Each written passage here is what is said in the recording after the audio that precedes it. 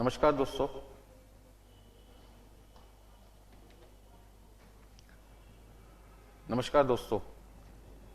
कैसे हैं आप सब लोग। सबसे पहले तो बेटा मैं आपका स्वागत करता हूं कि आपने फाउंडेशन बहुत अच्छे मार्क्स से क्लियर किया और आपने इंटर में कदम रखा। पर जितना आसान फाउंडेशन है उतना आसान आपका इंटरमीडिएट नहीं है। मतलब आपको काफ़ी एफर्ट्स लगाने पड़ेंगे इंटरमीडिएट क्लियर करने के लिए।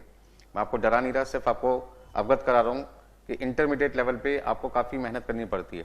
क्यों मेहनत करनी पड़ती है? क्योंकि इंस्टीट्यूट ने इंटरमीडिएट का जो लेवल है वो काफ़ी इंक्रीज कर रखा है एज कम्पेयर टू फाउंडेशन। और आप ये समझो कि फाइनल का एक तरीके से बेस है। तो आज की क्लास में मैं आपको intermediate group 2 2016 syllabus paper number 10 जिसका नाम है cost and management accounting and financial management के बारे में आपके साथ में डिस्कशन करूंगा, मतलब इंट्रोडक्शन दूंगा इस सब्जेक्ट का। सबसे पहले हम बात करते हैं कि जो हम कोर्स कर रहे हैं वो कर रहे हैं सीएमए इंडिया, मतलब cost and management accountant of India.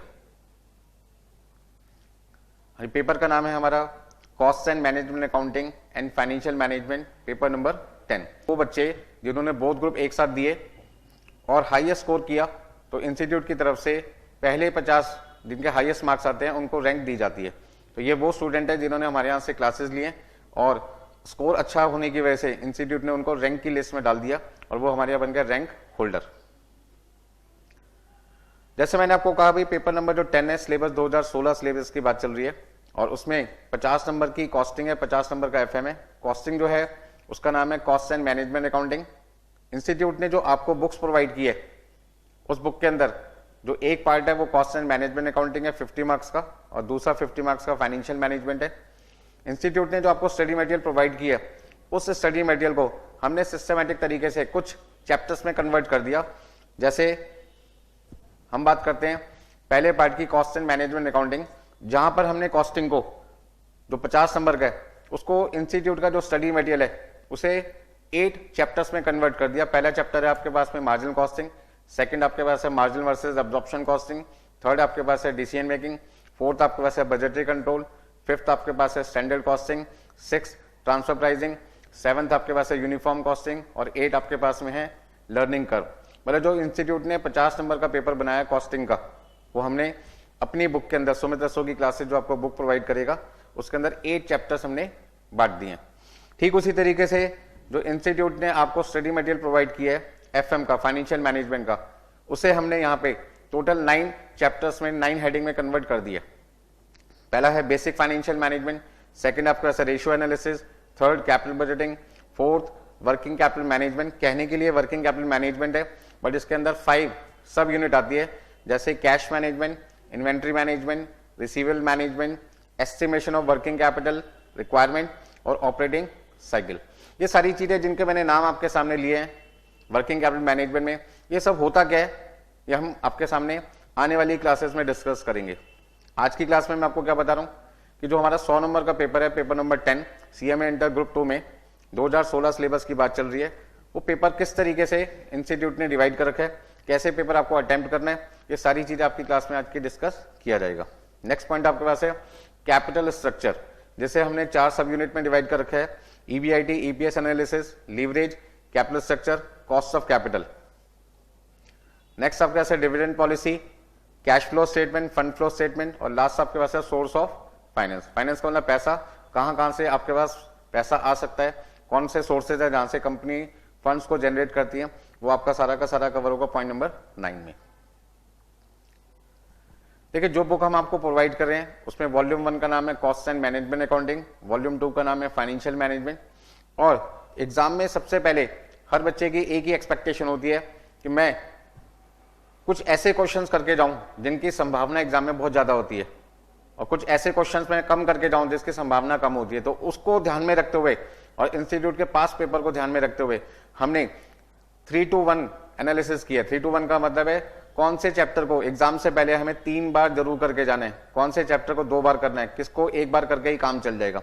तो हमने ग्रुप 1 और ग्रुप 2 दोनों में इस तरीके से काम करते हैं। अभी बात चल रही है ग्रुप 2 पेपर नंबर 10 की जिसमें वॉल्यूम 1 कॉस्ट अकाउंटिंग।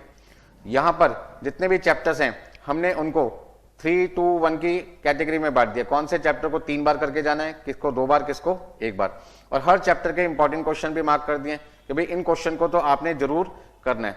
कई बार क्या होता है कि एक जैसे क्वेश्चन 4-5 दे रखे होते हैं तो 5 क्वेश्चन करने की जरूरत नहीं है, 2 भी क्वेश्चन कर लिया या 3 भी कर लिया आपने उसमें से, तो आपको बेस भी क्लियर हो जाएगा, प्रैक्टिस भी आपकी हो जाएगी। इसी तरीके से ग्रुप 2 में जो एफएम का पेपर है 50 नंबर का, उसमें नंबर ऑफ चैप्टर ज्यादा है as compare to cost accounting, तो आपको ज्यादा समय जो लगेगा वो किसमें लगेगा, एफएम के पार्ट को कंप्लीट करने में, और कम समय किसमें लगेगा, कॉस्टिंग में। दूसरा एक फायदा ये भी है कि जो स्टूडेंट ग्रुप 1 के बाद जब ग्रुप 2 देते हैं तो ग्रुप 2 की कॉस्टिंग के अंदर कुछ ऐसे चैप्टर हैं जो ग्रुप 1 में भी हैं, जैसे marginal costing, budgetary control, standard costing. तो काफी हद तक जो ग्रुप 1 का मार्जिनल कॉस्टिंग, बजटरी कंट्रोल और स्टैंडर्ड कॉस्टिंग है वो लगभग ग्रुप 2 में भी कवर होता है। तो आपका जो बेस है वो ग्रुप 1 में बन ही चुका होगा, तो ग्रुप 2 में जब आप इनको करोगे तो आपको कोई दिक्कत आएगी नहीं। तो उसका ना ग्रुप 2 में जो कॉस्ट अकाउंटिंग है वो आसान पड़ेगी एज कंपेयर टू एफएम। क्यों? क्योंकि इसमें से आपने कुछ चैप्टर ऑलरेडी कवर कर रखे हैं किसमें, ग्रुप 1 में, बट एफएम आपके लिए सारा का सारा नया है।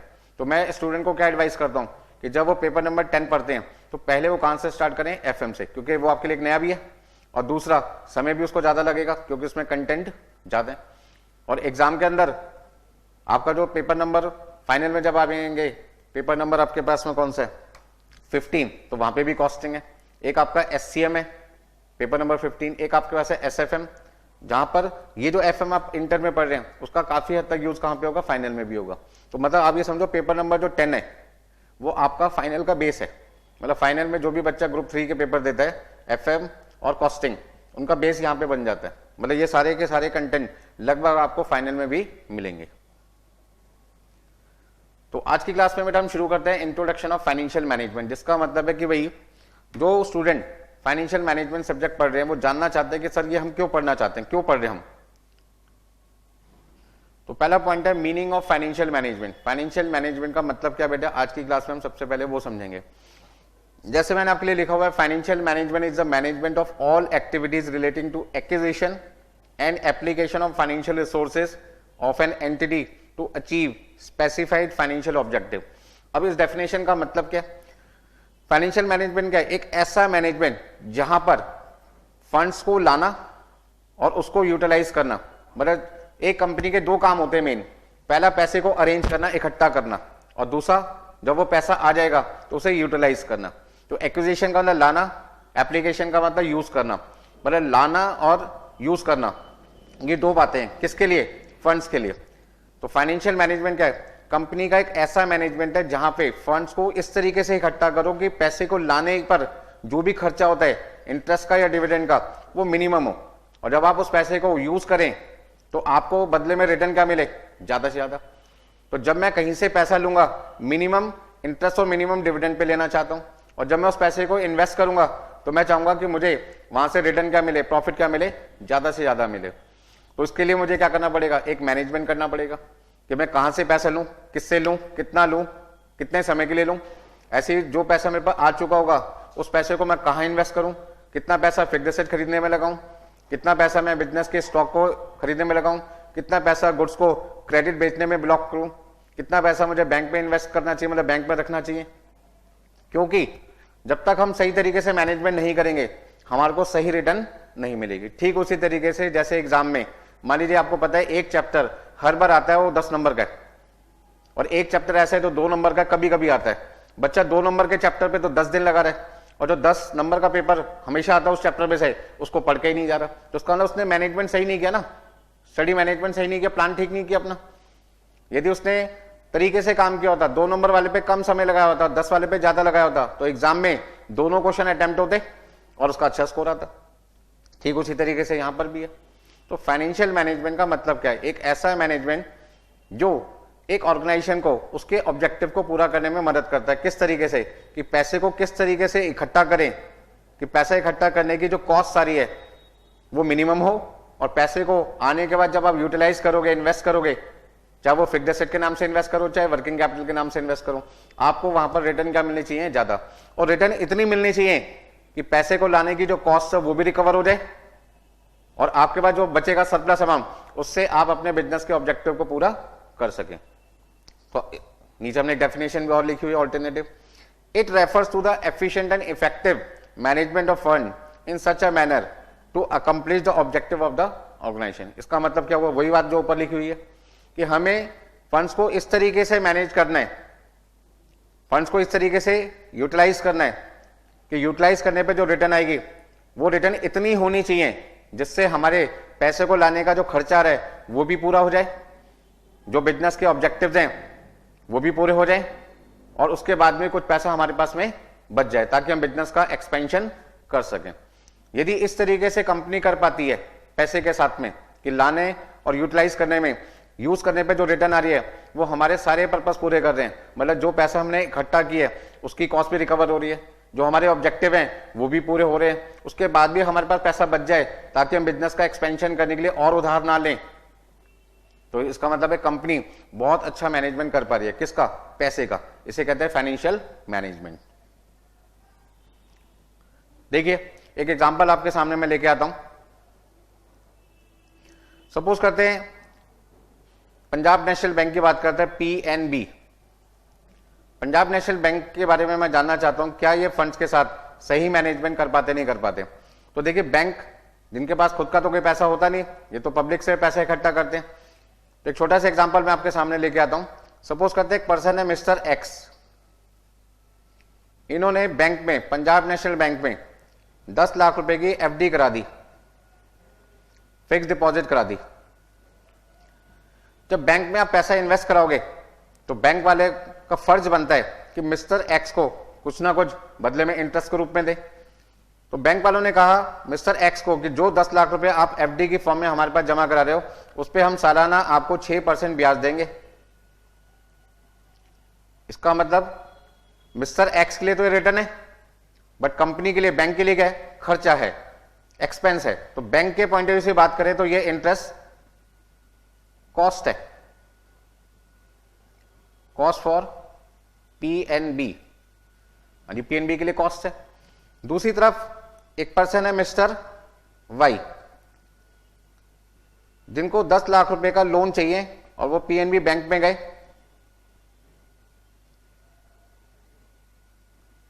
एक कार खरीदना चाहते हैं वाई, और उस कार की कीमत 10 लाख रुपए, जिसे खरीदने के लिए उनको 10 लाख रुपए का लोन चाहिए, और वो लोन उन्हें कहां से मिल सकता है? पीएनबी से, बैंक से मिल सकता है। बैंक वाले कहते हैं जी हम आपको लोन देने के लिए तैयार हैं, लेकिन इस लोन पर हम आपसे सालाना जो ब्याज चार्ज करेंगे वो कितना करेंगे? 10% चार्ज करेंगे। तो उसका मतलब ये जो 10%,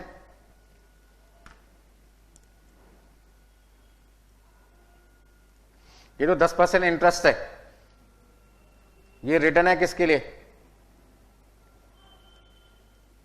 पीएनबी के लिए रिटर्न है। इसका मतलब क्या हुआ कि ये कॉस्ट हो गई, ये रिटर्न हो गई। तो हमने क्या देखा कि पंजाब नेशनल बैंक को कितने रुपए का फायदा है?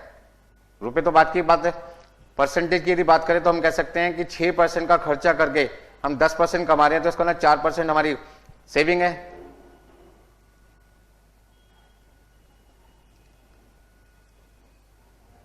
चाहे तो आप इसे अमाउंट में कन्वर्ट कर सकते हो। 10 लाख का 6% 60,000 रुपए, और 10 लाख का 10% 1 लाख रुपए। तो उसका मतलब कमाई हुई 1 लाख रुपए, खर्चा हुआ 60,000 रुपए, आपके पास अभी भी 40,000 रुपए बचे हुए। इसका मतलब क्या हुआ? जो पंजाब नेशनल बैंक है, आपने क्या नोट किया कि पंजाब नेशनल बैंक का अपना पैसा कुछ भी नहीं था, दूसरों से पैसा लेके दूसरों को दे दिया। लिया मिस्टर एक्स से और दे दिया किसको? मिस्टर वाई को। और दूसरे के पैसे पे 6% का खर्चा करके 10% कमाया, कितना बचा लिया? 4%। क्या पंजाब नेशनल बैंक ने पैसे का सही मैनेजमेंट किया? तो ये बात अभी हम कह नहीं सकते, क्योंकि हमने सिर्फ 10% से, ध्यान से समझिए, हमने जो 10% कमाया है उसमें से अपना खर्चा 6% तो निकाल लिया। क्या इसके अलावा पंजाब नेशनल बैंक के कोई और भी खर्चे हैं? बिल्कुल हैं जी। इनके कुछ ना कुछ ऑपरेटिंग एक्सपेंस भी होंगे।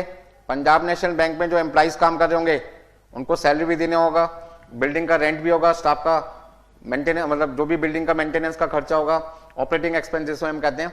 सपोज करते हैं इस 10 लाख पे जो खर्चा आ रहा है वो 10,000 रुपये आ रहा है। खर्चा तो बहुत सारा होगा, बट मैं बात कर रहा हूं एक छोटे से एग्जाम्पल की, जिसमें पीएनबी बैंक के इस 10 लाख को लेकर जो खर्चे आ रहे हैं ऑपरेटिंग, वो 10,000 रुपये आ रहे हैं।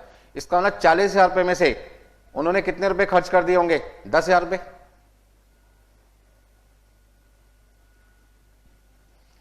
अभी भी पंजाब नेशनल बैंक पे, पीएनबी में, जो एक आर्टिफिशियल कंपनी है, कंपनी के पास में 30,000 रुपये बचे हुए।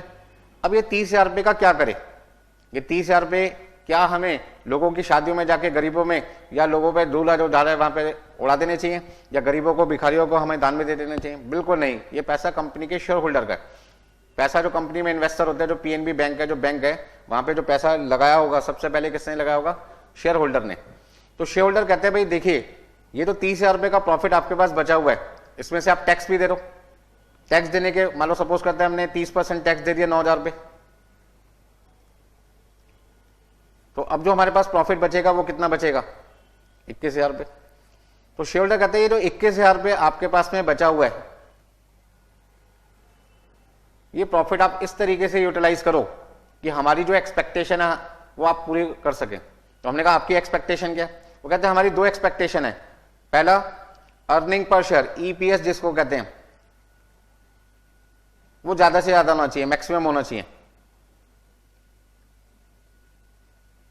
और दूसरा, मार्केट प्राइस पर शेयर, वो भी क्या होना चाहिए? मैक्सिमाइज होना चाहिए। मैंने कहा मैक्सिमाइज का मतलब, वो कहते हैं भाई जिस प्राइस पे हमने शेयर खरीदा था बैंक से, उस प्राइस से ज्यादा प्राइस अब होनी चाहिए मार्केट के अंदर। दूसरा, अर्निंग पर शेयर, मतलब जो कंपनी ने प्रॉफिट कमाया है उसमें एक पर्सन के पास, मतलब एक इक्विटी शेयरहोल्डर का जो हिस्सा होगा प्रॉफिट का, वो ज्यादा से ज्यादा होना चाहिए।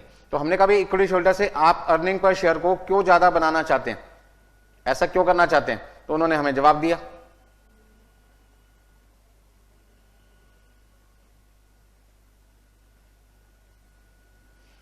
हाँ जी, उन्होंने क्या जवाब दिया कि मान लीजिए एक रिलेशन लेके चलते हैं फादर और सन का।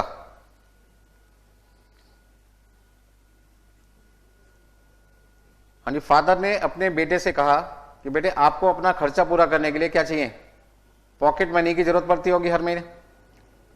भाई हर खर्चे के लिए फादर और जो सन है, सन बार बार अपने फादर के पास तो जाएगा नहीं ना कि पापा मुझे ऑटो में जाना है उसका किराया दे दो, मुझे पेन पेंसिल स्टेशनरी खरीदनी है उसके पैसे दे दो, मुझे अपने दोस्त को पार्टी देनी है, कैलकुलेटर खरीदना है, कुछ भी सामान खरीदने हैं।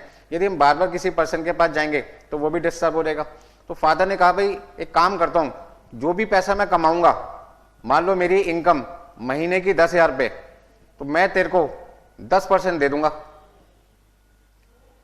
मतलब कि फादर ने अपने सन के साथ में क्या कमिटमेंट किया कि आपकी जो पॉकेट मनी होगी वो मेरी अर्निंग की, फादर्स अर्निंग इंटू 10%, आपका शेयर कितना हो गया? 10%। तो फादर की अर्निंग यदि 10,000 है तो बेटे की अर्निंग 10,000 का 10% कितना आ जाएगा? 1,000 रुपये। अब बेटा बड़ा चालाक है, बेटे को समझ में आ गया कि यदि मेरी फादर की अर्निंग इंक्रीज हो जाए किसी तरीके से तो मेरी अर्निंग भी ऑटोमेटिकली बढ़ जाएगी। तो ऐसे में फादर यदि 20,000 रुपये कमाता तो बेटे की अर्निंग 20,000 का 10% बेटे कितना आ जाएगा? 2,000 रुपये। तो सन को समझ में आ गया कि यदि मेरे फादर की अर्निंग किसी तरीके से इंक्रीज हो जाए तो ऐसे में मेरी पॉकेट मनी, मेरी इनकम भी बढ़ जाएगी। तो बच्चे का दिमाग बड़ा तेज है, आप में से एक बच्चा है, ये भी दिमाग बड़ा तेज चलता है। ये गया मंदिर में, टेंपल में, और वहां भगवान से बोला, हे प्रभु मुझे आपसे अपने लिए कुछ नहीं चाहिए। भगवान भी बड़ा हैरान हो गया, यार सुबह से यहाँ पे 50 लोग आ चुके हैं मेरे मत्थे पे और हर बंदा ये कह रहा है जी मुझे ये दे दो, मुझे ये दे दो, मुझे ये दे दो, लेकिन ये बंदा ऐसा है जो कहता मुझे कुछ नहीं चाहिए।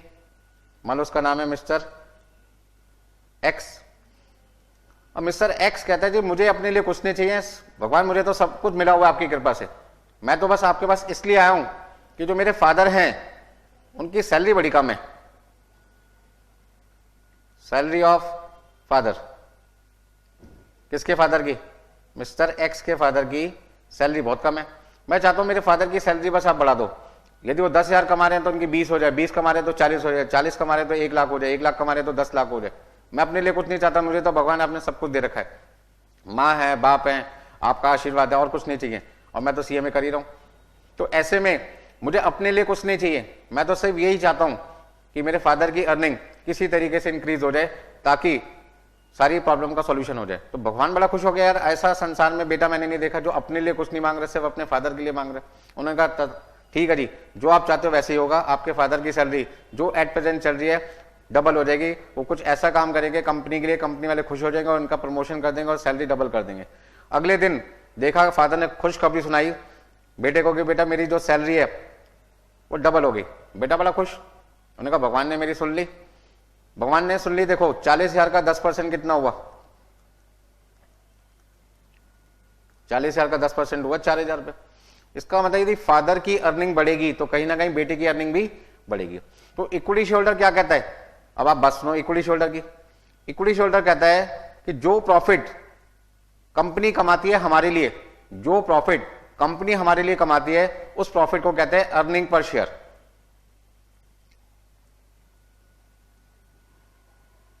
और उस अर्निंग पर शेयर का जब हम डिस्ट्रीब्यूशन करते हैं तो वो डिस्ट्रीब्यूशन दो तरीके से किया जाता है, एक होता है डिविडेंड और एक होता है रिटेन्ड अर्निंग।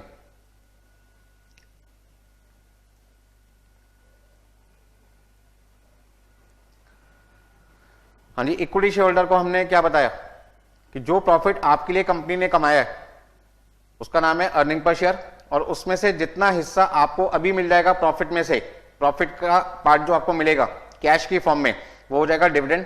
और जो प्रॉफिट आपका है तो आपका ही, लेकिन कंपनी ने अपने पास उठा के रखा हुआ है, बचा के रखा हुआ है, उसको कहते हैं रिटेन अर्निंग।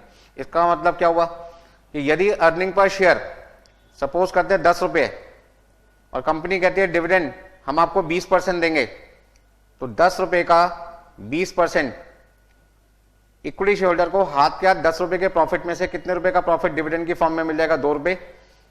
और ऐसे में 80% कंपनी ने रिटेन अर्निंग रखी हुई है। रिटेन अर्निंग का मतलब जो प्रॉफिट उन्होंने अभी दिया नहीं है शेयर होल्डर को, लेकिन है ये प्रॉफिट किसका? शेयर होल्डर का, और वक्त आने पर कंपनी इसको दे देगी। अब मेरी बात को ध्यान से समझें, यदि ये प्रॉफिट 10 रुपए से बढ़कर 30 रुपए हो जाए तो आज इक्विटी शेयर होल्डर के हाथ में जो 10 रुपए का 20% 2 रुपए आ रहा था, अब कितना आएगा? पहले इसमें 20% 2 रुपए आ रहा था, अब यदि 20% देखा जाए 30 रुपए का, तो इक्विटी शेयर होल्डर के हाथ में डिविडेंड क्या आएगा? 6 रुपए आ जाएगा। यदि यही अर्निंग पर शेयर हमारा 70 रुपए हो जाए तो 20% 70 रुपए का कितना आ जाएगा? 14 रुपए। तो आपने क्या समझा कि जैसे जैसे अर्निंग पर शेयर इंक्रीज होगा वैसे वैसे शेयर होल्डर के हाथ में डिविडेंड, कैश प्रॉफिट, जो उन्हें अभी प्रॉफिट में से हिस्सा मिल रहा है वो ज्यादा से ज्यादा होगा। तो इक्विटी शेयर होल्डर क्या चाहता है कि मुझे डिविडेंड ज्यादा से ज्यादा मिले, मुझे डिविडेंड ज्यादा से ज्यादा मिले। और डिविडेंड किस पे मिलना है? डिविडेंड किसका पार्ट है? अर्निंग पर शेयर का। तो यदि डिविडेंड इक्विटी शेयर होल्डर चाहता है मुझे ज्यादा मिले तो उसके लिए अर्निंग पर शेयर भी क्या होना चाहिए? ज्यादा। तो यही वजह है कि इक्विटी शेयर होल्डर कंपनी से क्या कहता है कि आपने जो प्रॉफिट कमाया है उस प्रॉफिट पे आप इस तरीके से कैलकुलेशन करो कि आपका जो आप जो हमारे लिए अर्निंग पर शेयर कमाएंगे वो ज्यादा से ज्यादा होना चाहिए। दूसरा, मार्केट प्राइस पर शेयर,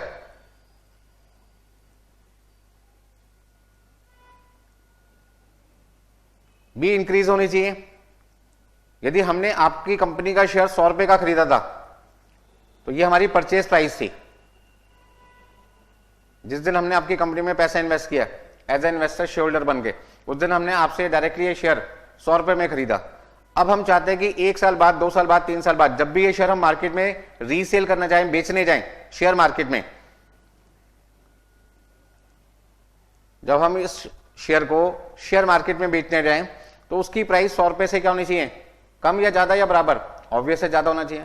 तो हम तो चाहते हैं कि शेयर में, मतलब शेयर मार्केट में इस शेयर की वैल्यू कम से कम 150 रुपए हो, 160 हो, 170 हो, 180 हो, मतलब 100 रुपए से ज्यादा हो, 110, 115 कुछ भी हो सकती है। तो मार्केट में शेयर की वैल्यू को बढ़ाने की जिम्मेदारी भी किसकी है? कंपनी की है। क्योंकि जब कंपनी अच्छा परफॉर्म करती है तो उसकी जानकारी सारी मार्केट में फैल जाती है और सभी इन्वेस्टर ज्यादा प्रॉफिट कमाने के चक्कर में उस कंपनी के शेयर्स खरीदने के लिए इंटरेस्टेड हो जाते हैं। और आप तो सब जानते ही हैं कंपनी के जो नंबर ऑफ शेयर्स होते हैं वो लिमिटेड होते हैं, ऑथराइज कैपिटल के हिसाब से फिक्स होते हैं कि कंपनी होल लाइफ में इतने शेयर इशू कर सकती है। अब शेयर्स है लिमिटेड और उसको खरीदने वाले ज्यादा हैं, डिमांड बढ़ गई। जब डिमांड बढ़ेगी तो ऑब्वियस है क्या हुआ? शेयर की वैल्यू भी बढ़ेगी। लेकिन शेयर की वैल्यू कब बढ़ेगी? जब कंपनी की डिमांड बढ़ेगी, और कंपनी की डिमांड को बढ़ाने के लिए कंपनी को प्रॉफिट बढ़ाना पड़ेगा, ग्रोथ करनी पड़ेगी, बिजनेस का एक्सपेंशन करना पड़ेगा, लोगों की नजर में आना पड़ेगा। और ये सारा काम इतना आसान तो होता नहीं कि मैं एक दिन में आ जाए। अब मान लीजिए कोई बच्चा मुझसे क्लास परचेज कर रहा है, मैं अपना एग्जांपल दे रहा हूं, तो उसने मुझसे क्लास ली, हो सकता है उसने ट्राई किया, मुझे उसको पसंद आया, उसने अपने 2 दोस्तों को बताया, दोनों दोस्तों ने मुझसे क्लास ली, वो भी अच्छे नंबर लेके पास हो गए, सीएमए कंप्लीट हो गए, उन 2 लोगों ने फिर और बताया। ऐसे में क्या हुआ कि जिसने भी मुझसे क्लासेस ली, मैंने भी खूब मेहनत करी उनको पढ़ाने में, बच्चों ने भी खूब मेहनत की पढ़ने में, और उसका रिजल्ट आया कि बच्चे अच्छे नंबर से पास हो गए, कुछ बच्चे रैंक होल्डर आ गए, किसी ने टॉप किया क्लास में, किसी ने सब्जेक्ट में टॉप किया। तो धीरे धीरे हमारी रेपुटेशन मार्केट में क्या होगी, बढ़ेगी। मार्केट में रेपुटेशन बढ़ने का फायदा क्या हुआ, एक तो हमारी नंबर ऑफ स्टूडेंट्स बढ़ेंगे, जिससे हमारा रेवेन्यू, प्रोफेशनल जो रिसीट होगी, जो बच्चों से फीस मिलती है वो बढ़ेगी। साथ ही साथ मार्केट में हमारी रेपुटेशन भी तो बढ़ेगी। रेपुटेशन कैसे बढ़ेगी, जहां हमसे 100 लोगों ने क्लास ली, वहां 100 से 500 हो जाएंगे, 500 से 1000 हो जाएंगे, 1000 से 2000 हो जाएंगे, तो ग्रोथ बढ़ेगी। तो ऐसे में क्या होगा, जब ग्रोथ बढ़ेगी तो कहीं ना कहीं हमारी जो फीस है वो भी इंक्रीज होगी। तो कहने का मतलब क्या है, जब बिजनेस का एक्सपेंशन होता है, बिजनेस ग्रोथ करता है, तो ऐसे में शेयर की मार्केट वैल्यू ऑटोमेटिकली क्या होगी, बढ़ेगी। तो हर इक्विटी शेयरहोल्डर जो किसी कंपनी का शेयर खरीदता है, वो 2 चीजें चाहता है। वो चाहता है कि जब मैं इस कंपनी का शेयर बेचने जाऊं तो जिस प्राइस पे मैंने खरीदा है उससे ज्यादा प्राइस पे वो बिके। दूसरा, जो कंपनी प्रॉफिट कमा रही है, उस प्रॉफिट में अर्निंग पर शेयर ज्यादा से ज्यादा होना चाहिए, ताकि उस अर्निंग में से जो कंपनी डिविडेंड हमें देगी वो भी हमें ज्यादा मिलेगा। जब कमाई ज्यादा होगी तो ऑब्वियस है डिविडेंड भी क्या होगा, ज्यादा, क्योंकि dividend is a part of earning per share. ठीक उसी तरीके से बच्चे को पता चल गया मेरी पॉकेट मनी डिपेंड करती है, डिपेंडेंट है किस पे, मेरे फादर की अर्निंग पे। तो यदि फादर की अर्निंग बढ़ेगी तो मेरी पॉकेट मनी, जो मेरी अर्निंग है, वो भी बढ़ेगी। बात समझ में आ गई सबको? तो ये पॉइंट मैं आपको समझाने की कोशिश कर रहा था।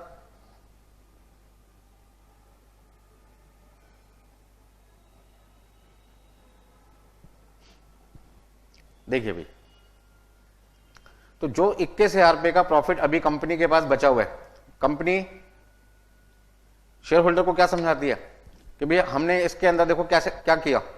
सबसे पहले हमने 60,000 रुपए का इंटरेस्ट दिया 10 लाख पे, और उस 10 लाख पे हमने 10% 1 लाख रुपए कमाया, हमारे पास बचा 40,000। 40,000 रुपए में से बिजनेस के ऑपरेटिंग एक्सपेंस 10,000 रुपए माइनस किए, 30,000 बचा, सरकार को टैक्स दे दिया।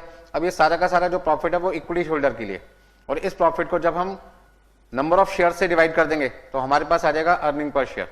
तो वो अर्निंग पर शेयर क्या होना चाहिए, ज्यादा से ज्यादा, क्योंकि जब अर्निंग ज्यादा होगी तो शेयर होल्डर के हाथ में आने वाला डिविडेंड का जो शेयर होगा वो भी ज्यादा होगा। जब कंपनी ज्यादा प्रॉफिट कमाएगी, जब शेयर होल्डर को ज्यादा डिविडेंड मिलेगा, तो वो शेयर होल्डर जिसने हमारी कंपनी में पैसा लगा रखा है, वो अपने दूसरे इन्वेस्टर, दूसरे दोस्त भाइयों को बताएगा कि देख यार, इस कंपनी में पैसे लगा, यहाँ पे मुझे रिटर्न क्या मिल रही है, ज्यादा, तेरे को कितनी मिल रही है, कम, तो तू एक काम कर, यहाँ पे अपना शेयर बेच, और जो पैसा आएगा वो पंजाब नेशनल बैंक के शेयर खरीदने में लगा दे। इससे फायदा क्या होगा, पंजाब नेशनल जो बैंक है उनमें डिमांड बढ़ेगी, जिससे शेयर की वैल्यू ऑटोमेटिकली क्या होगी, मार्केट में बढ़ती चली जाएगी। तो यदि कंपनी अच्छा काम करती है, अच्छी ग्रोथ करती है, अच्छा प्रॉफिट कमाती है, शेयर होल्डर को ज्यादा से ज्यादा देती है, तो 2 फायदे होते हैं शेयर होल्डर को। एक तो अर्निंग पर शेयर इंक्रीज होकर डिविडेंड ज्यादा मिलता है, दूसरा रिटेन अर्निंग का अमाउंट बढ़ेगा, ताकि जब बिजनेस को कोई नई एसेट खरीदनी है तो उसे खरीदने के लिए आपको उधार लेने की जरूरत नहीं पड़ेगी। इसका मतलब बिना उधार लिए यदि कोई एसेट खरीद रहे हो तो उधार लेने पे कॉस्ट आती है, वो जीरो हो जाएगी, क्योंकि आपके पास पहले से पैसा पड़ा हुआ है। और जब आप उसको फिक्स्ड एसेट खरीदने में इन्वेस्ट कर देंगे तो फिक्स्ड एसेट से गुड्स बनेगा, गुड्स बिकेगा, रिटर्न आएगी आपके पास में, सेल होगी गुड्स की जब, तो उसका मतलब कॉस्ट होगी जीरो, रिटर्न सारा का सारा प्रॉफिट में कन्वर्ट हो जाएगा, और बिजनेस का अर्निंग पर शेयर क्या होगा, बढ़ेगा। और ऐसे में जैसे ही अर्निंग पर शेयर बढ़ेगा, नए इन्वेस्टर आपकी कंपनी में अट्रैक्ट होंगे, जिससे आपके शेयर्स की डिमांड बढ़ेगी और ऑटोमेटिकली मार्केट प्राइस क्या होगी, बढ़ेगी। बात समझ में आ रही है? इस तरीके से हम ये कह सकते हैं कि कंपनी यदि अच्छा काम करती है तो शेयर होल्डर के सारे सपने हम पूरे कर सकते हैं। तो शेयर होल्डर के 2 ही सपने थे, 2 ही ऑब्जेक्टिव है कंपनी के, एक अर्निंग पर शेयर को मैक्सिमाइज करना, दूसरा आपका मार्केट प्राइस को इंक्रीज करना। नेक्स्ट पॉइंट आपके सामने है मैनेजमेंट ऑफ फंड्स। जो डेफिनेशन अभी हमने आपके सामने पढ़ी थी, उस डेफिनेशन को थोड़ा सा और डिटेल में समझाना चाहते हैं। जब एक कंपनी, देखिए बैलेंस शीट में सब लोग जानते हैं, बैलेंस शीट में आप सब लोग जानते हैं कि हमारी जो लायबिलिटीज हैं वो बराबर होती है किसके, हमारी एसेट्स के। तो लायबिलिटी में क्या आएगा, equity share capital, preferential capital, reserve and surplus, debenture, loan, current liability.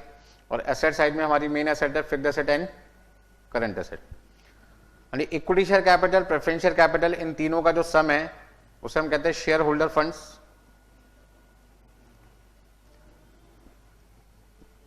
इसे हम कहते हैं लोन फंड्स। ठीक है जी। यदि मैं इन दोनों को प्लस कर दूं तो मैं कह सकता हूं equal to fixed asset plus current asset minus current liability. इन दोनों के डिफरेंस को हम कहते हैं वर्किंग कैपिटल। इसका मतलब share holder funds plus loan fund, इन दोनों के टोटल को आप कह सकते हैं लॉन्ग टर्म फंड्स। तो लॉन्ग टर्म फंड्स बराबर होते हैं किसके? Fixed asset plus working capital के। अब आप सोचोगे कि सर ने आपको ये बात क्यों समझाई कि लॉन्ग टर्म फंड्स का टोटल जो बराबर होता है share holder funds plus loan fund के, तो होते ही है। साथ में एक नया फॉर्मूला बन गया fixed asset plus working capital. मतलब हम ये कह सकते हैं कि जो पैसा हमने equity share, preference share, debenture, loan, reserve and surplus, ये 5 सोर्सेज हैं जहां पे हम एक पैसे इकट्ठा कर रहे हैं। तो कंपनी के पास में 5 अलग अलग जगह से पैसा रहे और वो पैसा आने के बाद पैसे को यूज कहां पे कर रहे हैं? तो उस पैसे को हम 2 जगह यूज कर रहे हैं, या तो बिजनेस में, लॉन्ग टर्म फंड का पैसा या तो बिजनेस में फिक्स्ड एसेट के नाम से यूज हो रहा है, या वो पैसा आप कहां पे यूज कर रहे हैं? Working capital. तो यही बात मैं आपको समझाने की कोशिश कर रहा हूं कि मैनेजमेंट ऑफ फंड्स में पहला काम क्या है? पैसे को लाना। सोर्सेज ऑफ फंड्स का मतलब है कि एक कंपनी जब भी स्टार्ट की जाती है तो उसे पैसा कहां से मिलेगा? बिजनेस को ऑपरेट करने के लिए, बिजनेस को चलाने के लिए। तो पैसा लाने का पहला रास्ता क्या है? इक्विटी शेयर इशू कर दो। दूसरा रास्ता क्या है? प्रेफरेंस शेयर इशू कर दो। फिर डिवेंचर इशू कर सकते हैं, और फिर आप क्या कर सकते हैं? बैंक से लोन ले सकते हैं। सपोज करते हैं कंपनी ने इक्विटी शेयर इशू कर दिए 10 लाख के, प्रेफरेंस शेयर इशू कर दिए 2 लाख के, डिवेंचर इशू कर दिए 5 लाख के, और बैंक से लोन ले लिया 3 लाख का। यदि मैं बात करूं कि मेरे पास टोटल पैसा कितना है? 10 लाख, 2 लाख, 5 लाख और 3 लाख मिला के हो गया 20 लाख रुपए। इसका मतलब इन सबका जो टोटल है वो मेरे पास आ गया 20 लाख रुपए।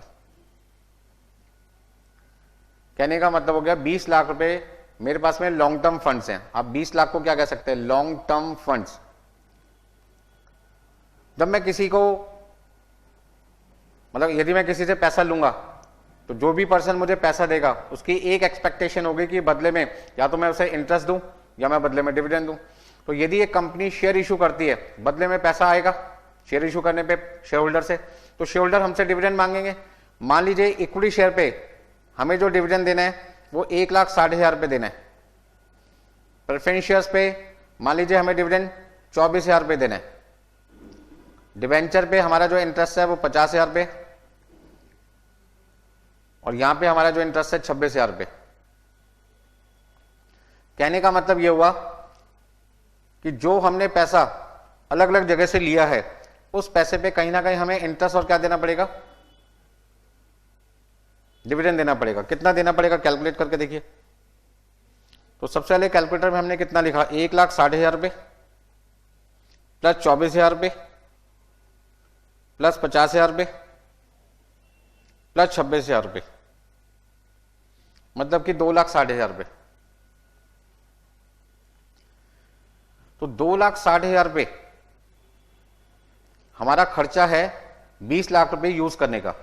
तो यदि मैं आपसे पूछूं cost of long term funds कितनी है, तो 2,60,000 रुपए मेरी कॉस्ट है 20 लाख रुपए यूज करने की। तो यदि मैं अपना आंसर परसेंटेज में निकालना चाहता हूं तो मैं कहूंगा जी मेरी जो कॉस्ट आ रही है वो 13% आ रही है सालाना। 1 साल की जो कॉस्ट है वो 13% है। इसे हम कहते हैं cost of capital, COC, cost of capital. तो जो 20 लाख रुपए कंपनी ने इकट्ठा किया है अलग अलग जगह से, उस पर उनका 1 साल का इंटरेस्ट और डिविडेंड का जो खर्चा आ रहा है वो 13% आ रहा है। अब वो जो 20 लाख रुपए कंपनी के पास आए हैं वो कहीं ना कहीं तो यूज होंगे। जैसे मैंने आपको बताया कि लॉन्ग टर्म फंड का जो पैसा हमारे पास आ चुका है वो आने के बाद कहीं ना कहीं यूटिलाइज होगा। यूटिलाइज कहां होगा? या तो फिक्स्ड एसेट को खरीदने में या फिर वर्किंग कैपिटल के नाम से बिजनेस में लगेगा। तो वर्किंग कैपिटल में हमारे पास क्या क्या आ गया? हमारे पास आ गया स्टॉक, हमारे पास कैश एंड बैंक आ गया, हमारे पास आ गया डेटर्स। कंपनी के पास जो 20 लाख रुपए हैं उस 20 लाख रुपए में से उन्होंने मान लीजिए 8 लाख रुपए वर्किंग कैपिटल के नाम से बिजनेस में यूज कर लिया। जैसे मान लीजिए 3 लाख का उन्होंने स्टॉक खरीद लिया, 1 लाख रुपए उन्होंने बैंक में रखे हुए हैं, 4 लाख रुपए का गुड्स उन्होंने क्रेडिट पे कस्टमर को बेच दिया, तो पैसा तो आपका ब्लॉक हो गया ना, क्योंकि कस्टमर से अभी पैसे आए नहीं है। जब आएंगे तब की तब देखेंगे। ऐसे ही मान लीजिए उन्होंने प्लांट खरीद लिया, बिल्डिंग खरीद ली, ठीक है जी, फर्नीचर, ये हमारी सारी की सारी फिक्स्ड एसेट हो गई 12 लाख रुपए की। तो इन दोनों का जो टोटल है वो किसके बराबर होना चाहिए? 20 लाख रुपए लॉन्ग टर्म फंड्स के बराबर होना चाहिए। तो सपोज करते हैं हमने 4 लाख रुपए का प्लांट खरीद दिया, 7 लाख की एक बिल्डिंग खरीद ली, 1 लाख का फर्नीचर ले लिया। तो कहीं ना कहीं हमारा जो इन्वेस्टमेंट है वो दो जगह इन्वेस्टमेंट हो रहा है, फिक्स्ड एसेट के नाम से 12 लाख रुपए और वर्किंग कैपिटल के नाम से 8 लाख रुपए। तो आपको खुद भी पता है कि जब भी आप कहीं पैसा इन्वेस्ट करेंगे, किसी भी जगह आप पैसा इन्वेस्ट करते हैं तो कुछ ना कुछ रिटर्न आती है। सपोज करते हैं 8 लाख और 12 लाख रुपए जो आपने इन्वेस्ट किए हैं 20 लाख रुपए, उस 20 लाख पे जो आपकी रिटर्न आ रही है वो आपके पास में है 4 लाख रुपए। तो यदि मैं आपसे देखूं रिटर्न परसेंटेज में कितनी है, रिटर्न ऑन इन्वेस्टमेंट ROI कह सकते हैं कि 20 लाख रुपए लगा के आपने 4 लाख रुपए कमाए, तो 4 लाख की कमाई 20 लाख पे कितने परसेंट होगी? 20% होगी। तो मैनेजमेंट ऑफ फंड्स आपको क्या बता रहे हैं कि जो आपने 20 लाख रुपए इकट्ठे किए हैं अलग अलग जगह से, चाहे डिबेंचर से, चाहे बैंक से लोन लिया, चाहे शेयर इशू किए, आपने 20 लाख रुपए इकट्ठा किया और उस 20 लाख पे आपको साल का 2,60,000 रुपए का खर्चा करना है इंटरेस्ट और डिविडेंड के नाम का। मतलब कि 13% आपकी कॉस्ट आ रही है 20 लाख पे। मतलब इस 20 लाख को लाने के लिए आपको 13% खर्च करना पड़ेगा।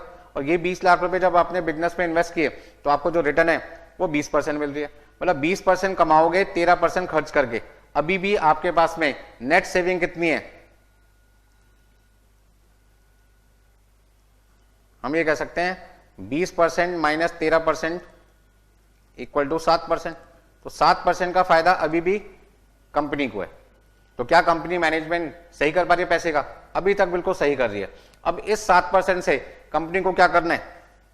कंपनी को क्या करना है? अपने ऑपरेटिंग एक्सपेंसेस बियर करने हैं, साथ में सरकार को टैक्स देना है, शेयर होल्डर के लिए प्रॉफिट ज्यादा से ज्यादा कमा के देना है, ताकि हमारे शेयर होल्डर को ज्यादा प्रॉफिट यदि दूसरी कंपनी से मिलेगा तो वो हमारी कंपनी में बने रहेंगे और दूसरे इन्वेस्टर को भी हमारे बारे में बताएंगे, ताकि दूसरे इन्वेस्टर दूसरी कंपनी के शेयर्स बेच के हमारी कंपनी के शेयर्स खरीदेंगे और हमारे शेयर्स की मार्केट वैल्यू क्या होगी? बढ़ेगी, जिससे एग्जिस्टिंग शेयर होल्डर को अपने शेयर्स बेचने पर ज्यादा पैसे मिलेंगे।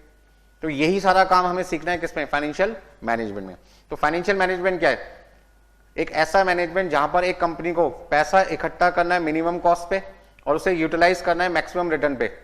और रिटर्न और कॉस्ट का जो डिफरेंस है, जो आपकी नेट सेविंग है इस समय, नेट प्रॉफिट आपके पास में, उसमें से ऑपरेटिंग एक्सपेंसेस, आपके जो भी खर्चे हैं बिजनेस के वो माइनस करो, टैक्स माइनस करो, सब कुछ माइनस करो जो भी आपके खर्चे हैं, और इतना प्रॉफिट बचा लो कि शेयर होल्डर की जो भी एक्सपेक्टेशन है वो पूरी कर सके। तो पहली एक्सपेक्टेशन है अर्निंग पर शेयर मैक्सिमम होना चाहिए, ताकि शेयर होल्डर के हाथ में डिविडेंड ज्यादा से ज्यादा है, कंपनी के पास रिटेन अर्निंग ज्यादा बचे, ताकि फ्यूचर में किसी एसेट को खरीदना है तो खरीदने के लिए लोन ना लेना पड़े, क्योंकि आपके पास अपना खुद का पैसा पड़ा हुआ है जिसपे आपकी कोई कॉस्ट नहीं जाएगी। और सबसे बड़ी बात क्या है कि आपकी मार्केट वैल्यू ऑटोमेटिकली क्या होगी? बढ़ेगी, जिससे एग्जिस्टिंग शेयर होल्डर जिन्होंने 100 रुपए का शेयर खरीदा था, अब मार्केट में 150 रुपए प्राइस हो गई, तो वो चीज जो उन्होंने 100 में खरीदी थी 150 में बेचेंगे, सीधा सीधा उनको 50 रुपए का मुनाफा हो गया। मान लीजिए किसी शेयर होल्डर ने 10 शेयर खरीद रखे हैं, तो 100 रुपए के हिसाब से 1000 की इन्वेस्टमेंट की, अब 150 के हिसाब से उसके 1500 में बिक जाएंगे। तो कहने का मतलब 1000 रुपए लगा के यदि उसको 1500 रुपए मिल रहे हैं तो उसकी जो वेल्थ है, असेट है, संपत्ति है, जिसे हम कहते हैं वेल्थ, वो 1000 से 1500 हो गए, 500 रुपए क्या हो गई?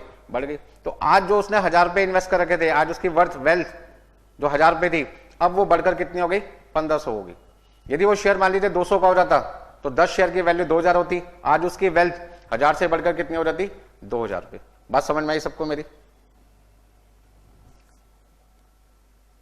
देखिए नेक्स्ट आपके पास है ऑब्जेक्टिव ऑफ फाइनेंशियल मैनेजमेंट, जो मैं आपको पहले ही डिस्क्राइब कर चुका। हर इक्विटी शेयरहोल्डर चाहता है कि कंपनी के जो शेयर्स हैं उनकी मार्केट वैल्यू बढ़े, जैसे कहते हैं वेल्थ मैक्सिमाइजेशन, और वो चाहते हैं साथ में हमारा अर्निंग पर शेयर, प्रॉफिट जो हमारे लिए कंपनी ने कमाया एक शेयर पे, वो ज्यादा से ज्यादा हो। तो इस प्रॉफिट को निकालने का फॉर्मूला क्या है? मतलब अर्निंग पर शेयर को निकालने का फॉर्मूला क्या है? प्रॉफिट आफ्टर टैक्स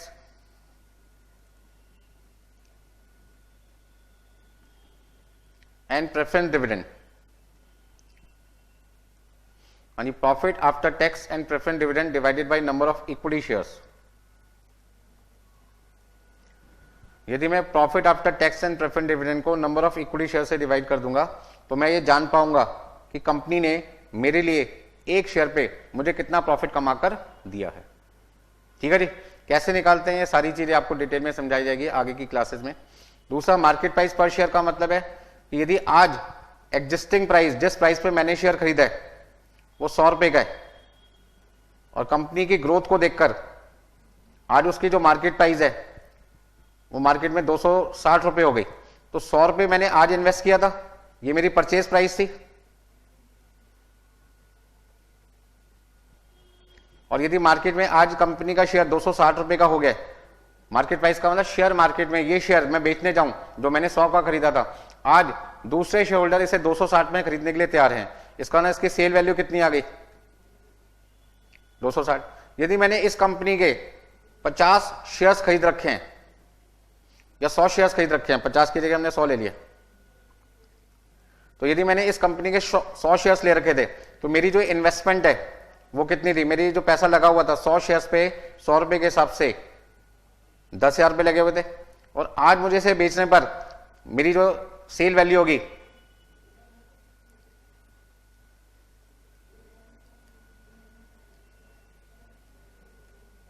हाँ जी, परचेज वैल्यू हो गई 10,000 रुपए, सेल वैल्यू होगी आपके पास में 26,000 रुपए। कहने का मतलब क्या है, आज यदि मेरे पास पैसे हैं 10,000 रुपए और एक साल बाद मैं इस कंपनी का शेयर मार्केट में बेचने जाऊं और वहां पे इस कंपनी का शेयर 260 का हो जाए, तो आज मेरी एसेट की वैल्यू, संपत्ति की वैल्यू जिसे कहते हैं वेल्थ, वो हो जाएगी 26,000 रुपए। तो पहले मेरे पास एक साल पहले पैसे कितने थे? 10,000, और आज मेरे पास पैसा कितना होगा? 26,000। इसका मतलब मेरी एसेट्स, मेरी संपत्ति, मेरी वेल्थ कितनी हो जाएगी? 10,000 से बढ़कर 26,000 रुपए। कहने का मतलब 16,000 रुपए मेरी वेल्थ क्या होगी? बढ़ेगी।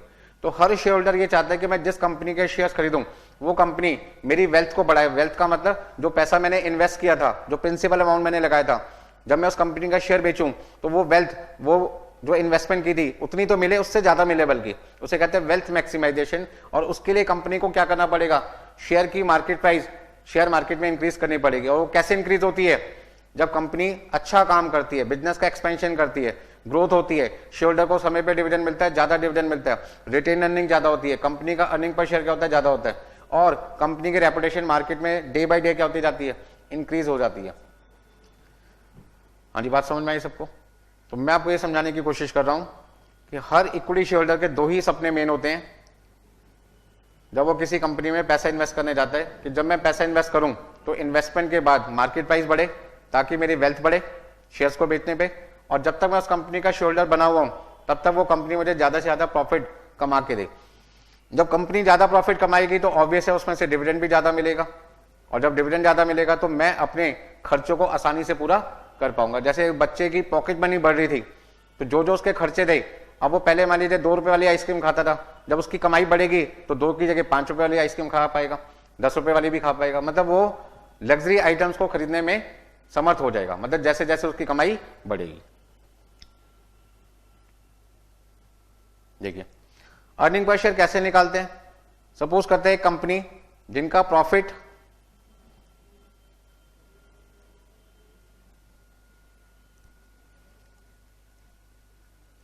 हाँ जी, profit before tax and preference dividend, मतलब ये वो प्रॉफिट है जिसमें से ना तो टैक्स माइनस हुआ ना प्रेफरेंस डिविडेंड माइनस हुआ। सपोज करते हैं कंपनी ने 4 लाख रुपए का प्रॉफिट कमाया, इसमें से सरकार को हमने टैक्स दे दिया। क्वेश्चन में मान लीजिए हमें 30% का टैक्स रेट बता रखा है, मतलब 1,20,000 रुपए हमने टैक्स दे दिया, तो आज आपके पास आ जाएगा प्रॉफिट आफ्टर टैक्स 2,80,000 रुपए। इसमें से प्रेफरेंस शेयर होल्डर को हमने प्रेफरेंस डिविडेंड दे दिया, मान लीजिए 80,000 रुपए प्रेफरेंस डिविडेंड है, तो आज जो प्रॉफिट बचेगा वो होगा profit after tax and preference dividend, जो कि आएगा 2 लाख रुपए। नंबर ऑफ इक्विटी शेयर हमें क्वेश्चन में गिवन है, सपोज करते हैं 10,000 शेयर्स हैं। ये सारी इंफॉर्मेशन हमें क्वेश्चन में दे रखी है, हमें निकालना क्या है? Calculate first point earning per share, second point dividend per share if dividend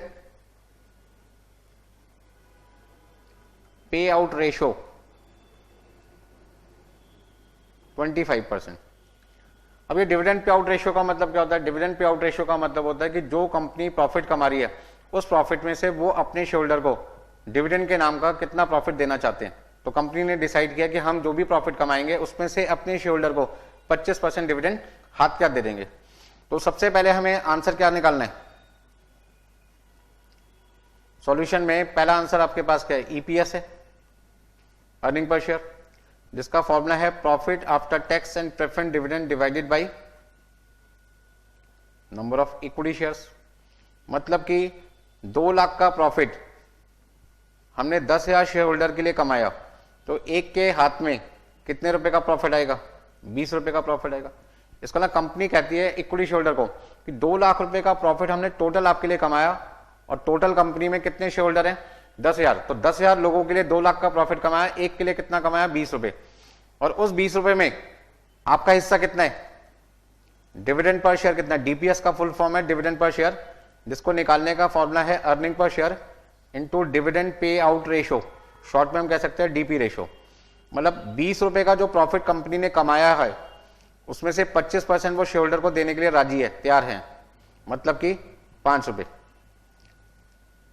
तो कहने का मतलब है यदि ये अर्निंग पर शेयर 40 रुपए होता तो 40 का 25% कितना आ जाता? 10 रुपए। 50 रुपए होता 25% कितना था? 12.5 रुपए। 60 रुपए होता 25% कितना था? 15 रुपए। इसको ना जैसे जैसे कंपनी का अर्निंग पर शेयर बढ़ेगा वैसे वैसे कंपनी का डिविडेंड पर शेयर भी बढ़ेगा। इसका ना डीपीएस किस पे डिपेंडेंट है? अर्निंग पर शेयर पे। तो अर्निंग पर शेयर के इंक्रीज होने से आपको समझ में आ गया होगा डिविडेंड पर शेयर भी इंक्रीज होता है। इतनी बात समझ में आई आपको?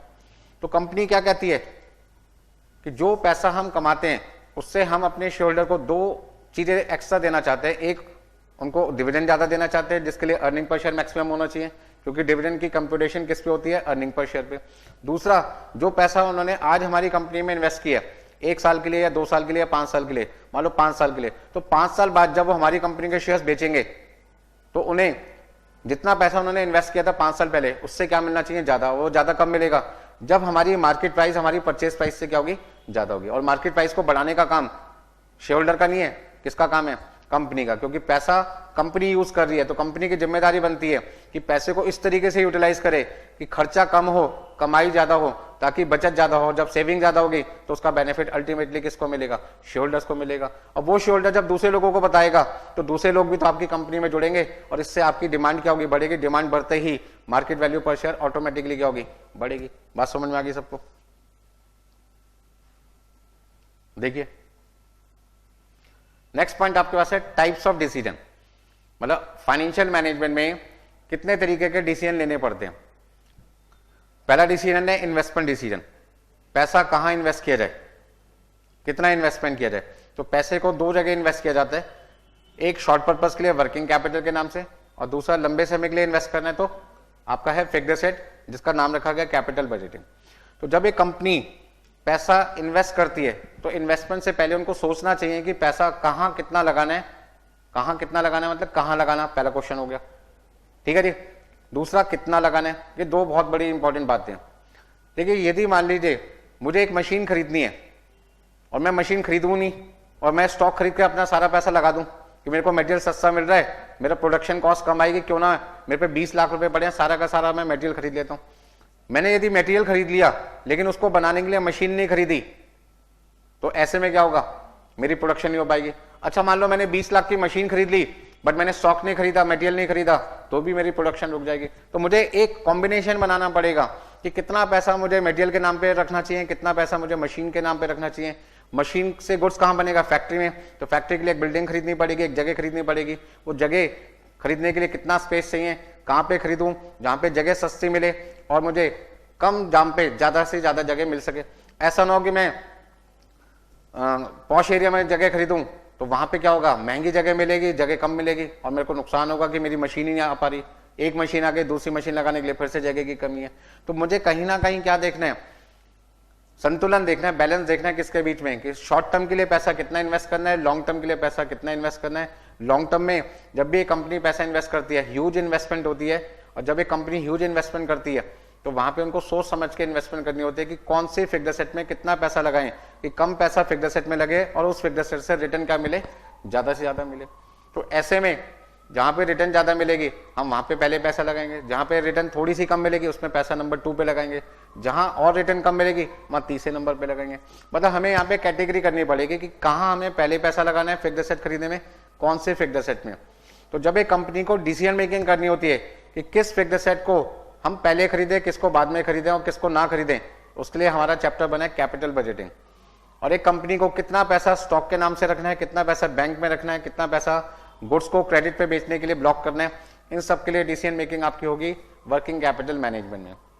तो इसका मतलब क्या हुआ कि जो हमने पैसा इन्वेस्टर से लिया था 20 लाख रुपए, चाहे वो शेयर्स इशू करके लिया या डिवेंचर इशू करके लिया या बैंक से लोन लेके लिया, जब वो 20 लाख रुपए आ जाएंगे तो आने के बाद उस 20 लाख रुपए को दो जगह यूज करते हैं, शॉर्ट पर्पस के लिए वर्किंग कैपिटल मैनेजमेंट के नाम से और लॉन्ग टर्म पर्पस के लिए कहते हैं फिक्स्ड एसेट मतलब कैपिटल बजटिंग। दूसरा पॉइंट है कैपिटल स्ट्रक्चर। कैपिटल स्ट्रक्चर का मतलब है जो 20 लाख रुपए मुझे चाहिए बिजनेस में वो कहां कहां से आएंगे। तो कहां कहां का मतलब हुआ, equity share, preference shares, debenture, bank से लोन। तो कैपिटल स्ट्रक्चर का मतलब क्या हुआ कि जो 20 लाख रुपए लॉन्ग टर्म फंड के नाम से मुझे चाहिए उसका ब्रेकअप क्या होना चाहिए, किससे कितना पैसा लूं, ज्यादा पैसा इक्विटी शेयर से लूं या ज्यादा पैसा डिबेंचर से लूं, कम पैसा बैंक से लूं या बैंक से लोन ज्यादा लूं। इन सब चीज का मुझे एक संतुलन बनाना पड़ेगा, फिर से बैलेंस करना पड़ेगा। क्यों करना पड़ेगा भाई, क्योंकि यदि मैं इक्विटी शेयर से पैसा लेता हूं तो उनका रेट ऑफ इक्विटी डिविडेंड और मार्केट में जो मैं बैंक से लोन ले रहा हूं उसका रेट ऑफ इंटरेस्ट में जमीन आसमान का फर्क होता है। क्योंकि आज यदि मैं बैंक से लोन लेता हूं तो बैंक मुझे 10% पे 10 लाख रुपए उधार देने के लिए तैयार है, लेकिन यदि वही 10 लाख रुपए मैं इक्विटी शेयर होल्डर से लेता हूं तो वो कहते हैं जी 18% इक्विटी डिविडेंड हमें चाहिए। मतलब कि इक्विटी शेयर होल्डर से यदि मैं 10 लाख रुपए लेता हूं तो 18% डिविडेंड देना पड़ेगा, एक साल का 1,80,000 रुपए का खर्चा आएगा। और वही 10 लाख रुपए यदि मैं बैंक से लोन लेता हूं 10% रेट ऑफ इंटरेस्ट पे तो मुझे सिर्फ 1 लाख रुपए का इंटरेस्ट देना पड़ेगा। मतलब कि इक्विटी शेयर से पैसा लेना मेरा को महंगा पड़ता है और बैंक से लोन लेने पे मेरा खर्चा आता है कम। बट दिक्कत क्या आती है कि डिबेंचर होल्डर से या बैंक से लोन लेते हैं तो हमें बदले में सिक्योरिटी देनी पड़ती है फिक्स्ड एसेट्स की, जबकि इक्विटी शेयर से पैसा लेने की कोई सिक्योरिटी नहीं होती, ना पैसा वापस करने की कोई झंझट होती, ना कोई टेंशन होती। लेकिन लोन लेंगे तो आपको पैसा भी वापस करना पड़ेगा। तो कुछ फायदे भी हैं, कुछ नुकसान भी हैं। अभी हम सिर्फ यह देख रहे हैं कि किस जगह से पैसा लिया जाए कि पैसा लेने पे हमारा खर्चा क्या है, कम से कम। तो अब एक कंपनी को इक्विटी शेयर भी इशू करने पड़ते हैं, डिबेंचर भी इशू करने पड़ते हैं। कितने डिबेंचर इशू करें, कितना बैंक से लोन लें, कितने प्रेफरेंस शेयर इशू करें, कितने इक्विटी शेयर करें, उसका हमें बेस्ट कॉम्बिनेशन बनाना है और उस कॉम्बिनेशन को कहते हैं कैपिटल स्ट्रक्चर। ठीक है जी। तो कैपिटल स्ट्रक्चर का मतलब होता है breakup of long term funds. Long term funds में क्या आता है, शेयर होल्डर का पैसा, डिबेंचर का पैसा, लोन का पैसा। इनमें से किससे कितना पैसा लिया जाए, किससे 40% पैसा लें, किससे 20% लें, किससे 30% लें, किससे 10% लें। मतलब हमें एक कॉम्बिनेशन बनाना है कि ज्यादा पैसा किससे ले, कम पैसा किससे लें। मेरी बात समझ में आ रही है? ये सब चीजें हमें सीखने को मिलेगी कैपिटल स्ट्रक्चर चैप्टर में। कैपिटल स्ट्रक्चर में हमें डिसीजन लेने के 4 तरीके बताए जाते हैं, EBIT, EPS एनालिसिस, आपका लीवरेज, आपका कैपिटल स्ट्रक्चर थ्योरी और लास्ट आपका ऐसे कॉस्ट ऑफ कैपिटल। ये वो 4 टेक्निक हैं जो एक कंपनी को ये बताती है कि जब उन्हें पैसा इकट्ठा करना पड़ता है तो किससे पैसा उन्हें ज्यादा लेना चाहिए, किससे पैसा कम लेना चाहिए, ताकि शेयर होल्डर को जो उनके 2 सपने हैं, अर्निंग पर शेयर को मैक्सिमाइज करना और मार्केट प्राइस पर शेयर को मैक्सिमाइज करना, पूरे हो सके। लास्ट आपके पास है डिविडेंड डिसीजन। डिविडेंड डिसीजन का मतलब क्या होता है, जब एक कंपनी 20 लाख रुपए इकट्ठा कर रही है, मान लीजिए जो मैंने एग्जांपल लिया था 13% पे उन्होंने 20 लाख रुपए लिए, आपको याद होगा ना, 20 लाख रुपए लेने पे मेरा इंटरेस्ट और डिविडेंड का खर्चा था 2,60,000 मतलब 13%। और वही 20 लाख रुपए जब मैंने वर्किंग कैपिटल और फिक्स्ड एसेट के नाम से इन्वेस्ट किए तो मुझे 4 लाख की रिटर्न मिली थी, मतलब कि 20% की रिटर्न मिली थी। कमाई थी मेरी 20% की, खर्चा मेरा था 13%, मतलब कि मुझे 7% का अभी भी फायदा था। वो 7% में से मैंने ऑपरेटिंग एक्सपेंस माइनस किए, मैंने सरकार का टैक्स माइनस किया, मैंने सब कुछ माइनस किया। अब जो मेरे पास प्रॉफिट आ रहा है उस प्रॉफिट में से मैं कितना प्रॉफिट अपने पास रखूं, कितना प्रॉफिट शेयर होल्डर को देने के लिए रखूं, उसे कहते हैं डिविडेंड पॉलिसी। डिविडेंड पॉलिसी क्या बताता है कि कंपनी का डिविडेंड पे आउट रेशियो क्या होना चाहिए, 0%, 10%, 50%, 100%। चलो आप ही बताओ, एक कंपनी का जो अर्निंग पर शेयर है वो सपोज करते हैं 10 रुपए। मैं जानना चाहता हूं कि कंपनी का डीपी रेशियो कितना होना चाहिए। कंपनी का डीपी रेशियो 0% होना चाहिए, 50% होना चाहिए, या 100% होना चाहिए? चलो मैं 50% भी हटा देता हूं, दो ऑप्शन रखता हूं आपके लिए। मैं आपके सामने दो ऑप्शन रखता हूं। पहला ऑप्शन 0%, दूसरा ऑप्शन मैंने कितना रखा? 100%। यदि मुझे डिविडेंड पर शेयर निकालना है, हाँ जी, डिविडेंड पर शेयर निकालना है, सपोज करते हैं अर्निंग पर शेयर 10 रुपए, तो 10 रुपए का 0% कितना आएगा? 0। इसका ना ऑप्शन 1 में शेयर होल्डर के हाथ में डिविडेंड कितना आएगा? 0। और यहां पर 10 रुपए का 100% कितना हो गया? 10 रुपए। तो आपको तो लग रहा होगा शेयर होल्डर के लिए कौन सा ऑप्शन बेस्ट है? सेकंड ऑप्शन बेस्ट है, जहां पे DP ratio, dividend pay out ratio 100% है। बट ऐसा नहीं होता। अभी आपको लग रहा है 10 रुपए का 0% 0 और 10 रुपए का 100% 10 रुपए, बेटर ऑप्शन है 100%। बट ऐसा नहीं है। क्यों? वो बात मैं आपको समझाता हूं, ध्यान से समझिए। एक कंपनी जिसका नाम है एक्स लिमिटेड, बड़े ध्यान से समझिए, बहुत काम की बात है। एक कंपनी जिसका नाम है एक्स लिमिटेड, और उस एक्स लिमिटेड में मिस्टर वाई ने पैसा इन्वेस्ट कर रखा है। हाँ जी, मिस्टर वाई ने एक्स लिमिटेड में पैसा इन्वेस्ट कर रखा है, और वो कंपनी कहती है कि हमारा जो अर्निंग पर शेयर है, मतलब वाई लिमिटेड ने कहा, सॉरी एक्स लिमिटेड ने वाई को कहा, मिस्टर को, कि हमारी कंपनी का जो अर्निंग पर शेयर है वो 10 रुपए है। ध्यान से सुनिए मैं क्या बोल रहा हूं। एक्स लिमिटेड ने मिस्टर वाई को कहा कि अर्निंग पर शेयर 10 रुपए है, आप क्या चाहते हो कि मैं आपको 1 रुपए का भी डिविडेंड ना दूं, या आपको 100 रुपए, मतलब पूरा 100%, 100%, 10 रुपए पूरा डिविडेंड दे दूं? मेरी बात को ध्यान से सुनना, मैं क्या बोलना चाहता हूं। एक्स लिमिटेड ने मिस्टर वाई के सामने दो प्रपोजल रखे। पहला प्रपोजल कि हम आपको कुछ भी डिविडेंड ना दें, या दूसरा ऑप्शन हम आपको 100% दे दें। तो वाई कहता है आप जो भी काम करें, ऐसा काम करें जिससे मुझे फ्यूचर में फायदा हो। अब देखो, वाई ने सारी की सारी जिम्मेदारी किस पे डाल दी? कंपनी पे डाल दी, कि आप जो भी डिसीजन लेंगे वो ऐसा डिसीजन लेना कि मुझे फायदा ज्यादा से ज्यादा हो। क्या मतलब? अब इस बात को समझना पड़ेगा। हाँ जी, एक्स लिमिटेड ने कहा यदि ये 10 रुपए आज हमसे आप नहीं लेते, यदि ये 10 रुपए आज आप हमसे डिविडेंड के नाम पे नहीं लेते, तो हमारा जो ROI है, रिटर्न ऑन इन्वेस्टमेंट है, वो 20% है। मतलब आप यदि ये पैसा 10 रुपए हमसे नहीं लोगे, तो ये पैसा हम आपका एक्स लिमिटेड में री इन्वेस्ट कर देंगे। भाई आपका पैसा है, आप यदि मुझसे नहीं लोगे तो आपके 10 रुपए मेरे पास ही तो रहेंगे, और ये पैसा जब मैं इन्वेस्ट कर दूंगा तो 10 रुपए पे 20%, आपकी इनकम कितनी होगी? मतलब एक्स लिमिटेड ने कहा कि हम आपको 10 रुपए पर 20% कितना कमा के दे देंगे? 2 रुपए कमा के दे देंगे। और यदि ये 10 रुपए आज आप हमसे डिविडेंड की फॉर्म में ले लेते हो, आज आप हमसे ये 10 रुपए डिविडेंड की फॉर्म में ले लेते हो, तो आपके पास 10 रुपए आ जाएंगे। और जब आप ये 10 रुपए, मान लीजिए एक और कंपनी है मार्केट में जेड लिमिटेड, वहां इन्वेस्ट करते हो, और उस कंपनी का जो ROI है वो 15% है, तो यदि आपने हमसे ये 10 रुपए ले लिया और जेड लिमिटेड में लगा दिया, तो जेड लिमिटेड आपके 10 रुपए पे 15% आपको कितना कमा के देगा? 1 रुपए 50 पैसे कमा के देगा। अब आप बताओ, ये 10 रुपए आप हमसे डिविडेंड के लेना चाहते हो, या ये 10 रुपए आप हमारे पास छोड़ना चाहते हो? जैसा आपको ठीक लगे।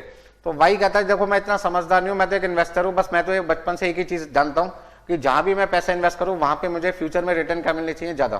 तो वाई को क्या समझ में आया कि यदि ये 10 रुपए मैं नहीं लूंगा तो मेरे 10 रुपए पे 20% एक्स लिमिटेड मुझे 1 साल बाद कितने रुपए कमा के देगा? 2 रुपए। और यदि मैं एक्स लिमिटेड से 10 रुपए ले लेता हूं आज और ये जेड लिमिटेड में लगा दूंगा, तो जेड लिमिटेड मुझे कितना कमा के देगा? 1 रुपए 50 पैसे। इसका मतलब क्या हुआ कि वाई को एक बात समझ में आ गई, यदि मैं एक्स लिमिटेड में ये 10 रुपए छोड़ देता हूं तो मुझे नुकसान कितना होगा? 1.5 रुपए का, और फायदा कितना होगा? 2 रुपए का। तो इस 1.5 रुपए को हम कहते हैं opportunity cost. Opportunity cost of ₹10। 10 रुपए की अपॉर्चुनिटी कॉस्ट कितनी है? 1 रुपए 50 पैसे। भाई मिस्टर वाई के पास में 10 रुपए के दो ऑप्शन है। पहला ऑप्शन एक्स लिमिटेड 2 रुपए कमा के दे रहा है, दूसरा ऑप्शन जेड लिमिटेड 1.5 रुपए कमा रहा है। यदि मैं वाई में पैसा लगाए, मतलब वाई कहता है यदि मैं एक्स में पैसा लगाए रखता हूं तो मैं 2 रुपए कमाऊंगा, लेकिन मुझे छोड़ना कितना पड़ेगा? जेड लिमिटेड का 1.5 रुपए। तो 1.5 रुपए का नुकसान करके 2 रुपए कमाऊंगा, अभी भी मुझे 50 पैसे का फायदा। तो कहने का मतलब क्या हुआ, जब इसे हम कहते हैं अपॉर्चुनिटी कॉस्ट, जैसे हम डिनोट करते हैं के ई से, किससे डिनोट करते हैं, के ई से, और ये हमारी रिटर्न है, ये हमारी आर है, इसे हमने डिनोट कर दिया किससे, आर से। तो कहने का मतलब है यदि आर रिटर्न आपकी कॉस्ट से ज्यादा है, यदि रिटर्न आपकी कॉस्ट से ज्यादा है, तो आप क्या कहोगे, आप कहोगे एक्स लिमिटेड को मुझे 1 रुपए का भी डिविडेंड नहीं चाहिए, सारा का सारा अपने पास ही रख लो, मुझे नहीं चाहिए, क्योंकि यदि मैंने आपसे पैसा ले लिया तो आप मुझे 20% कमा के दे रहे हो और दूसरा कमा के देगा 15%, तो मेरा तो नुकसान हो जाएगा, फ्यूचर में मेरी कमाई घट जाएगी, मुझे आपसे 1 रुपए भी नहीं चाहिए। तो ऐसे केस में DP ratio company x limited क्या डिसाइड करती है, वो कहते हैं देने की जरूरत ही नहीं है, 0% रखो। दूसरा केस, यदि आर कम है के ई ज्यादा है, मतलब ऐसा भी तो हो सकता था